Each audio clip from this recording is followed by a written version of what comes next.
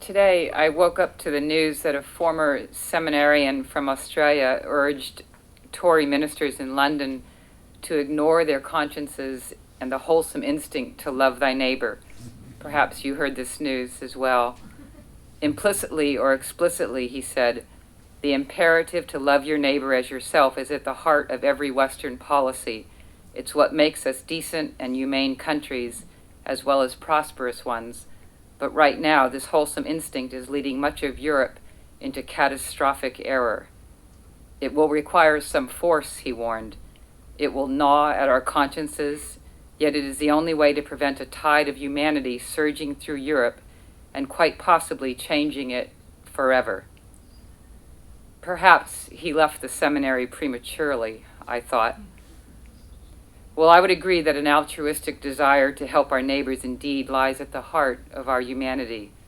The problem, perhaps, is a troublesome trend in some arenas to narrow the definition of neighbor to those who share our values, our culture, our political beliefs, our skin tone. This is not actually what love thy neighbor as thyself was meant to imply. What does this have to do with organ harvesting of voiceless victims in a foreign land?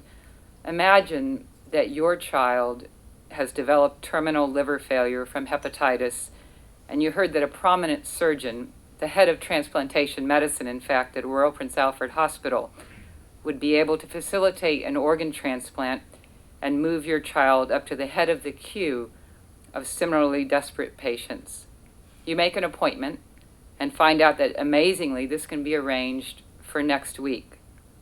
A young male prisoner who has been convicted of a capital crime in Queensland will be executed and his liver harvested and flown to Sydney to save the life of your child. You are asked if you wish your child to receive this liver. What do you say? Now, most of you are recoiling in horror and thinking that you would, of course, never agree to such a thing, that execution is forbidden in Australia anyway, a civilized country, and it could never be justified to kill one person to save another. You report the prominent surgeon who has proposed such an outrageous solution to the RPA Ethics Committee and the Chief of Surgery, and you ask that he be stripped of his position immediately for violating the Hippocratic Oath, along with the principles governing medical and surgical practice in Australia. Yet, what is your reaction when you hear, as you have just heard and seen tonight, that this has been happening for decades in China?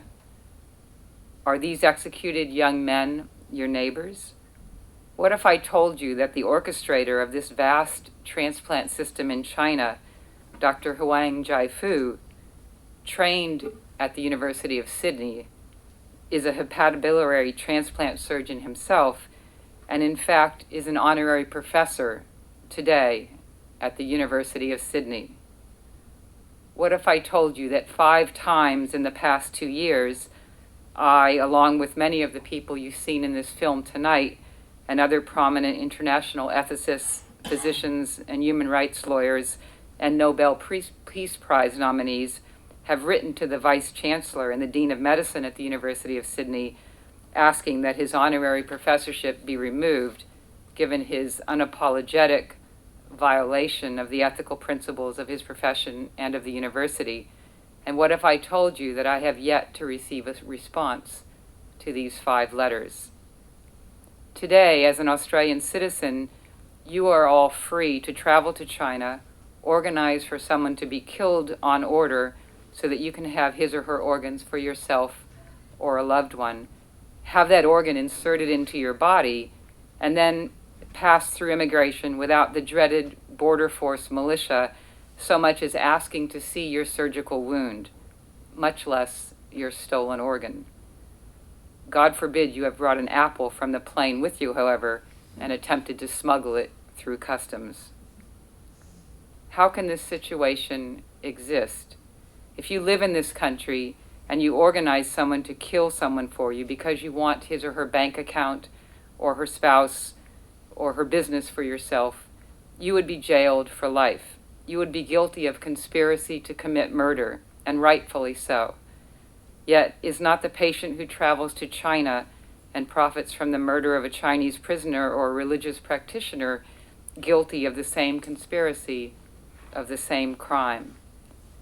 There are only 3 countries that have made such an act of transplant tourism a crime or even unable to be reimbursed by health insurance, and those countries are Israel, Spain, and Taiwan.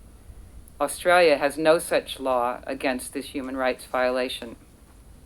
I believe that we should. Some would suggest that the Chinese health officials have promised to reform, and therefore they should be welcomed into the medical community. I believe this is premature and unwarranted. There is no evidence, as you've heard from Ethan, that the harvesting of prisoners has stopped on January 1st, 2015. Within the military hospitals, the hiring of dedicated surgical teams to harvest organs has accelerated markedly, in fact, in the last 5 years. And a Western doctor was recently assured in the United States by a Chinese military hospital surgeon that prisoners are still being murdered for their organs. As Ethan has recently written, we cannot prevent the CCP from continuing this crime against humanity, but we can at least limit the moral decay of whatever society we live in. If we recoil in horror from the thought of harvesting happening in our own land in Royal Prince Alfred Hospital, then how can we stand silently in the face of admissions from the perpetrators themselves that this has happened and has continued to happen today? There is complicity in our silence.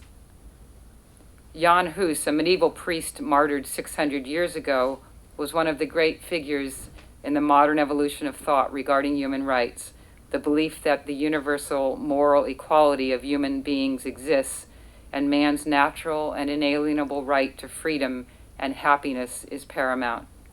Unlike some others, he did manage to make it all the way through his studies in the seminary.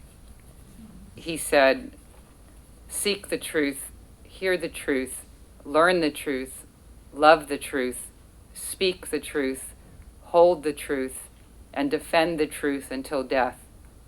He was burned to death, in fact, for speaking truth to power. There is little chance that such a fate would befall any of us, and yet the silence at times is deafening. So what can we do? I have a few practical suggestions.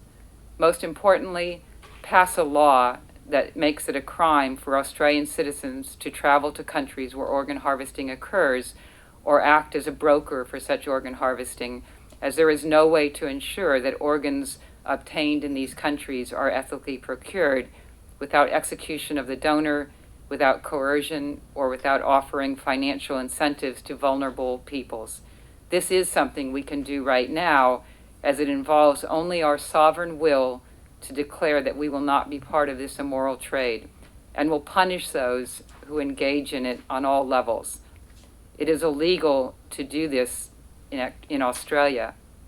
We simply need to make it illegal for our citizens to do it in other countries, particularly China. Number 2, ask the Vice Chancellor of the University of Sydney, Dr. Michael Spence, why the head of the Chinese transplant system is still an honorary professor at the University of Sydney, given his violation of the ethical principles required of such honorary appointees. Number 3, ask the president of the Transplantation Society, Dr. Phil O'Connell, also a professor at the University of Sydney, to remove the membership and the Presidential Medal of Honor from the Transplantation Society given to Huang Jiafu in 2008, given that all Transplantation Society members must uphold the principles of the UN, the WHO, the WMA, and the TTS. And Huang Jiafu has clearly said, as recently as January 2015, that he believes that prisoners who are about to be executed have the right and the ability to freely consent to the harvesting of their organs. No one believes this. Huang Jiafu's interview in 2015 said, "I am not saying I oppose donation from death row prisoners. If death row prisoners are truly moved by their conscience, then it's not impossible. But it must go through the citizen organ donation system. through the Red Cross, through the online computer system for a fair and equitable distribution.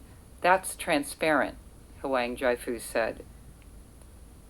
Well, I believe that the slippery slope has indeed been reached when organs from prisoners and prisoners of conscience executed for their body parts are mixed, as Huang Jiafu now says they will be, fairly, equitably, indistinguishably with organs donated by true volunteers.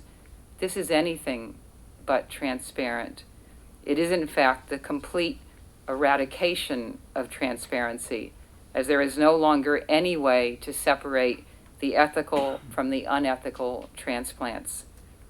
It may seem like these are inconsequential things, removing titles and honorary professorships in the grand scheme of things, but such refusal to confront past crimes, if they indeed are past, makes us complicit in the cover-up of those crimes, and is exactly the response from the West that the CCP needs and wants to deny culpability and whitewash history.